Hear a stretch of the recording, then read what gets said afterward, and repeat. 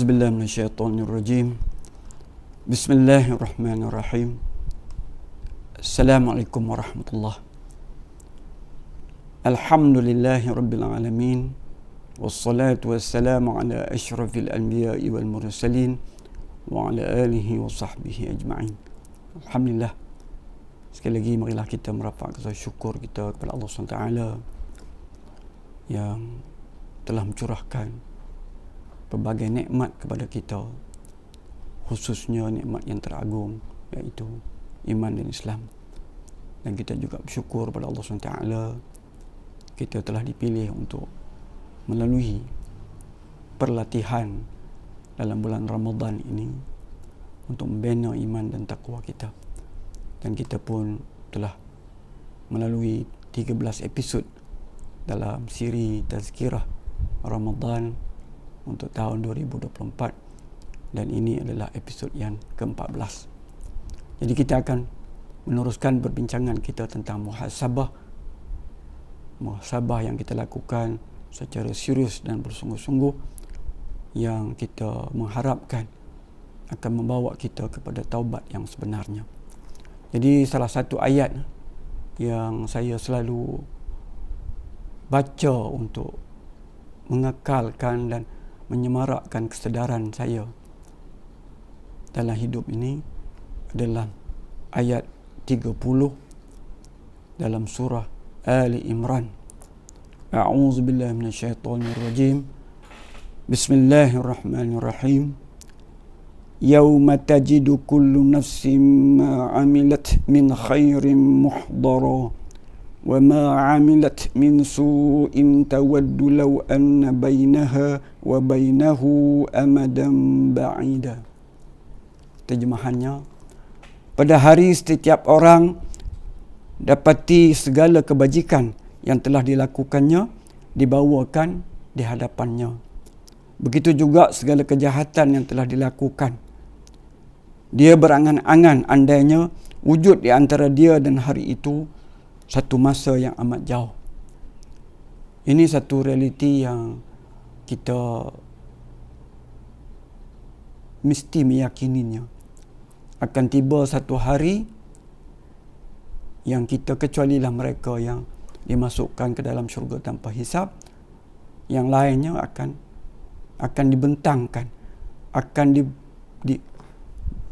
diberikan kepada dia buku catatan, ataupun dalam terjemahan fi zilal al-Quran, Said Qutb telah menulis, dia kata ini adalah satu persemukaan yang menutup segala jalan kepada hati manusia.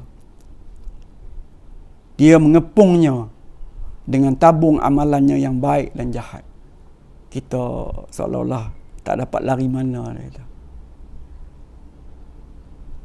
Ini dua bahagian daripada hidup kita. Kebaikan-kebaikan, dan satu lagi adalah kejahatan-kejahatan yang telah kita lakukan sepanjang hidup kita di dunia ini. Dan Allah sebut di sini, kita akan pada ketika itu mengharapkan hari itu masih jauh lagi. Kita masih mengharapkan pada usia macam saya 69 tahun pun masih lagi mengharapkan yang dirinya jauh daripada kematian dia. Kira tak jauh mana. Tetapi bagi yang muda pun perlu menyedari bahawa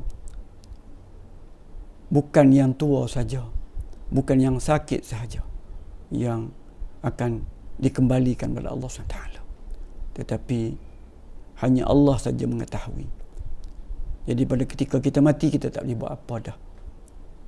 Sebab tu kita perlu muhasabah sedalam-dalamnya dengan penuh rasa serius, rasa bertanggungjawab, bahawa muhasabah ni adalah stesen awal yang membawa kita kepada stesen yang sangat penting dalam hidup kita, iaitu stesen taubat.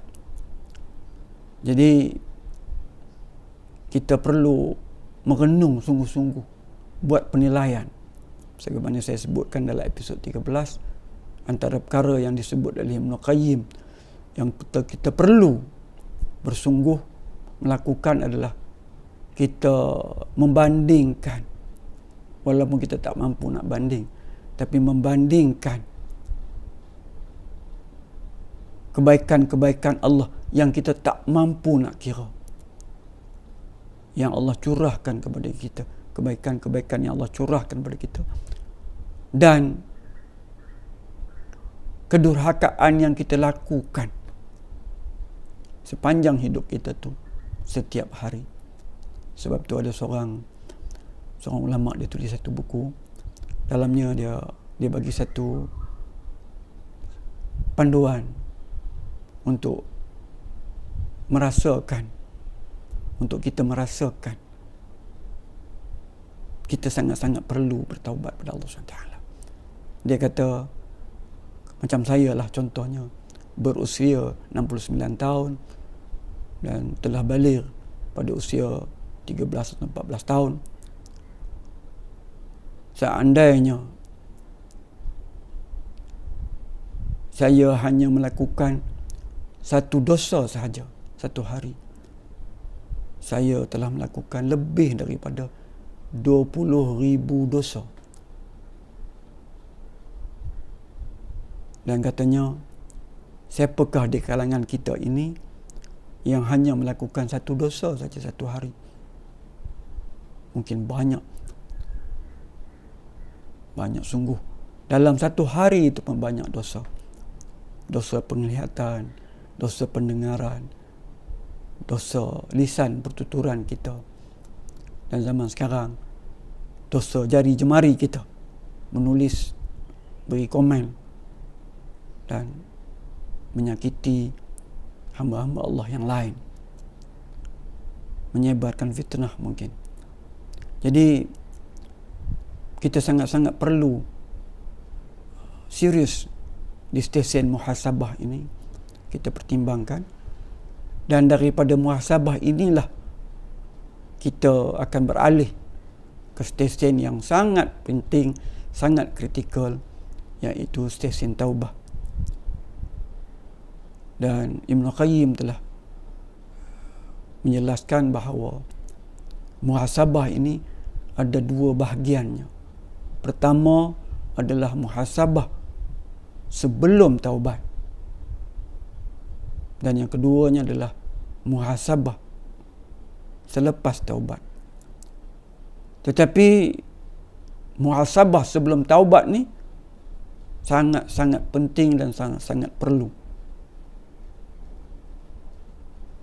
Jadi kita perlu mengutamakan dan mendahulukan pemerhatian kita bila kita Allah berikan kesedaran, tak kiralah bila, dah berusia lanjut ke kita, tapi kita perlu buat sesuatu. Dan yang perlu sangat adalah kita bertaubat pada Allah SWT.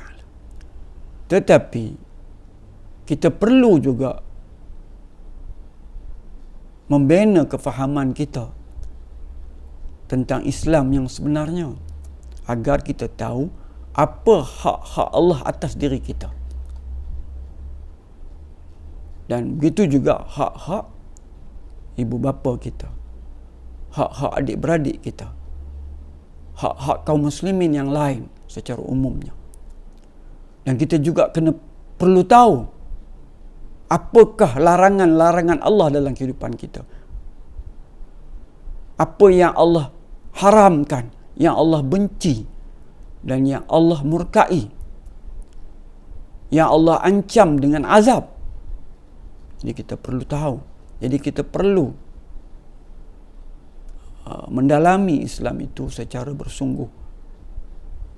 Kita perlu orang yang mampu membimbing kita, yang memiliki ilmu, kefahaman, kesedaran yang tinggi, lebih tinggi daripada kita. Kemudian kita kena rajin membaca tulisan-tulisan ulama-ulama muktabar yang diperakui perjuangan mereka untuk Islam. Tapi tak boleh kita nak ikut siapa-siapa macam tu saja. Jadi kita perlu bergerak daripada stesen muhasabah ini. Nanti kita akan bincangkan apa yang kita perlu muhasabahkan, yang kita dah bincang banyak juga. Kita akan masuk kepada stesen taubat. Kita akan sampai di sana, kita akan bincangkan aspek taubat yang perkara-perkara yang kita perlu taubatkan. Sebagaimana kata seorang penulis, dia kata kadang-kadang kala taubat kita pun perlu ditaubati, sebab taubat kita tidak memenuhi syarat. Jadi insya-Allah dalam episod seterusnya kita akan bincang tentang syarat-syarat taubat dan juga tanda-tanda taubat kita itu diterima, insya-Allah. Wallahu a'lam. Assalamualaikum warahmatullahi wabarakatuh.